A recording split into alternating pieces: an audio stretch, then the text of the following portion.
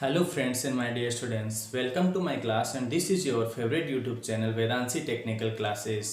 तो आज के इस वीडियो में अपन पढ़ेंगे संधारित्रों का श्रेणीक्रम तथा समांतर क्रम संयोजन, capacitors in series and parallel connection. तो चलो स्टार्ट करते हैं।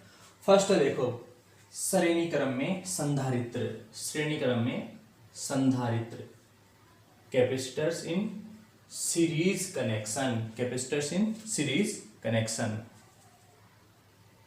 यस तो स्टूडेंट्स श्रेणी क्रम में संधारित्र, यहाँ पे देखो C1, C2, C3 तीन कैपेसिटर हैं जिनकी धारिता C1, C2, C3 है। ये तीनों आपस में श्रेणी क्रम में संयोजित है। कौन सा क्रम है? श्रेणी क्रम। श्रेणी क्रम, सीरीज, माला, श्रृंखला, राइट। C1, C2, C3 तीन कैपेसिटर जो है आपस में श्रेणी क्रम में जुड़े हुए हैं। तीनों के सिरों पर उत्पन्न विभवांतर V1, V2, V3। जैसा कि अपन जानते हैं श्रेणी क्रम में विभवांतर अलग अलग भिन्न भिन्न उत्पन्न होता है, राइट। अब यहां देखो कैपेसिटर के श्रेणी क्रम संयोजन के लिए, श्रेणी क्रम संयोजन में सभी संधारित्रों पर संचित आवेश समान होता है। यस, वेरी इंपॉर्टेंट पॉइंट है, याद रखोगे इसे। श्रेणी क्रम संयोजन में क्या होता है? सभी संधारित्र के सिरों पर उत्पन्न आवेश जो है वो एक समान होता है। आवेश क्या होता है? एक समान। प्रतिरोधों के श्रेणी क्रम संयोजन में अपन ने देखा था कि धारा का मान एक समान होता है, यहाँ पे आवेश का मान एक समान होता है, तो संचित आवेश जो है वो एक समान होता है श्रेणी क्रम में, राइट। नेक्स्ट देखो, सभी संधारित्रों के सिरों पर उत्पन्न विभवांतर भिन्न भिन्न होता है। विभवांतर जो है वो अलग अलग होता है, ठीक है। अतः अपन कह सकते हैं कि कुल विभवांतर जो है वो क्या होगा? V1 plus V2 plus V3।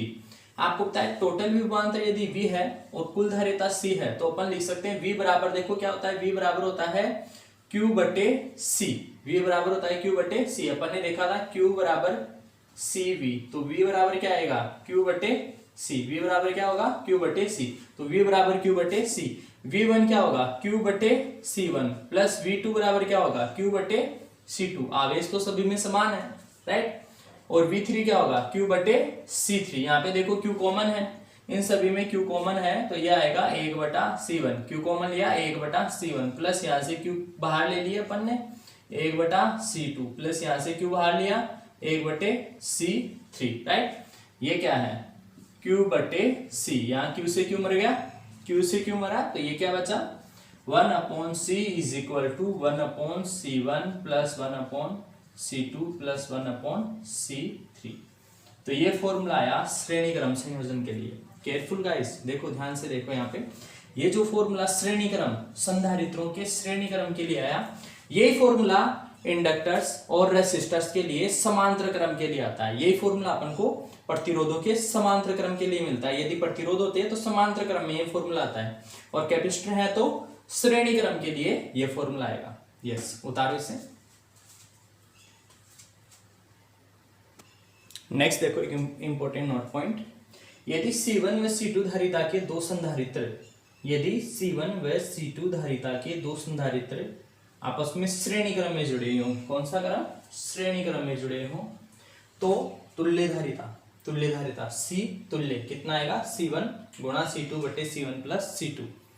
Important formula, दोनों का गुणा बटे दोनों का योग। यदि C1 व C2 धारिता के दो संधारित्र आपस में श्रेणी क्रम में जुड़े हों तो कौन सा फॉर्मूला अप्लाई होगा? दोनों का गुणा बटे दोनों का योग। केवल दो संधारित्र आपस में श्रेणी क्रम में। सेम ऐसा ही फॉर्मूला अपन ने लगाया था यदि दो प्रतिरोध समांतर क्रम में जुड़े हों, तब अपन ने अप्लाई करते थे दोनों का गुणा बटे दोनों का योग। यहाँ पे केवल दो संधारित्र श्रेणी क्रम में हो तो फॉर्मूला अप्लाई करेंगे अपन C1 गुणा C2 बटे C1 प्लस C2। नेक्स्ट है दोस्तों समांतर क्रम में संधारित्र, capacitors in parallel connection, capacitors in parallel connection, right. तो यहाँ पे C1, C2 व C3 धारिता के तीन संधारित्र, C1, C2, C3 धारिता के तीन संधारित्र आपस में समांतर क्रम में जुड़े हुए हैं, राइट। इनके सिरों के ऊपर जो है V वोल्टेज की बैटरी लगाई गई है। इनके ऊपर यहाँ देखो ध्यान से समझना, यहाँ पे क्या होगा? जो आवेश उत्पन्न होगा वो तीनों पे अलग अलग होगा, Q1, Q2, Q3। तीनों के ऊपर भिन्न भिन्न आवेश उत्पन्न होगा, Q1, Q2, Q3। समांतर क्रम में संयोजित सभी संधारित्रों पर संचित आवेश भिन्न भिन्न होता है। संधारित्रों पर संचित आवेश कैसा होता है? भिन्न भिन्न, अलग अलग होता है, भिन्न भिन्न आवेश, भिन्न भिन्न होता है, आवेश भिन्न भिन्न होता है, Q1 Q2 Q3। नेक्स्ट देखो, सभी संधारित्रों के सिरों पर उत्पन्न विभवांतर समान होता है। सभी संधारित्रों के सिरों पर उत्पन्न विभवांतर जो है वो समान होता है दोस्तों। समांतर क्रम के अंदर कोई से भी कंपोनेंट जुड़े हुए हो, उनके सिरों के ऊपर जो है विभवांतर हमेशा एक समान होता है, विभवांतर हमेशा एक समान होता है। अतः अपन बोल सकते हैं दोस्तों, आवेश क्या है? अलग अलग है। देखो आवेश भिन्न भिन्न है, तो कुल आवेश जो है वो क्या होगा? Q1 plus Q2 plus Q3, Q is equal to Q1 plus Q2 plus Q3। अब Q बराबर क्या होगा? देखो Q बराबर अपन ने देखा था CV, Q बराबर अपन ने CV ये बटा था। तो यहाँ पे देखो टोटल धारिता मान लो C है, टोटल वोल्टेज V है। Q1 क्या होगा?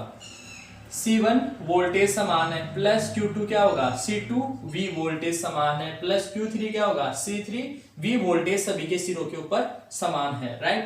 तो यहाँ से CV is equal to V, देखो V कॉमन है, V सभी में कॉमन है, तो ये हो जाएगा ब्रैकेट में C1 प्लस यहाँ से V बाहर लिया, C2 प्लस यहाँ से V बाहर लिया, C3। ये V से V मर गया, V से V कैंसिल आउट, तो ये C इज इक्वल टू अपने पास फॉर्मूला मिला C1 plus C2 plus C3, C1 plus C2 plus C3। Yes, उतारो इसे।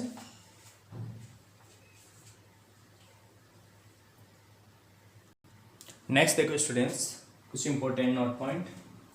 फर्स्ट देखो, यदि एक समान धारिता C के n संधारित्र, यदि एक समान धारिता C के n संधारित्र आपस में श्रेणी क्रम में जुड़े हों, कौन सा कनेक्शन है? श्रेणी क्रम में जुड़े हों और सबकी धारिता C है और n मतलब कितने भी, जैसे 40 50 60, ठीक है, श्रेणी क्रम में जुड़े हो तो उनकी जो तुल्य धारिता है वो अपन C बटा n फॉर्मूले से निकालेंगे। याद करो, यदि श्रेणी क्रम में n प्रतिरोध जुड़े हुए होते, समांतर क्रम में n प्रतिरोध जुड़े होते, तो अपन फॉर्मूला लगा रहे थे R बटा n वाला, R बटा n।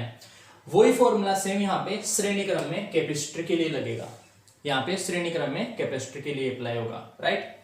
नेक्स्ट देखो, यदि एक समान धारिता C के n संधारित्र 500 क्रम में जुड़े हो, n संधारित्र 500 क्रम में जुड़े हो, C धारिता एक समान धारिता, यहाँ पे फिर से धारिता समान है लेकिन क्रम कौन सा है? 500 क्रम है, 500 क्रम। तो यहाँ पे कौन सा फॉर्मूला लगेगा? Cp या फिर C तुल्य फाइंड आउट करने के लिए n गुणा C। याद करो, सेम ऐसा फॉर्मूला अपन ने श्रेणी क्रम में प्रतिरोधों के लिए अप्लाई किया था, वहां पे n गुणा R लगाते थे। यदि n एक समान प्रतिरोध R ओम के n प्रतिरोध श्रेणी क्रम में जुड़े होते तो वहां पे R गुणा n गुणा R वाला फॉर्मूला अप्लाई कर रहे थे। यहाँ पे 500 क्रम समांतर क्रम के लिए ये वाला फॉर्मूला होगा, समांतर क्रम में यदि संधारित्र जुड़े हों तो n गुणा C, ठीक है। उतारो।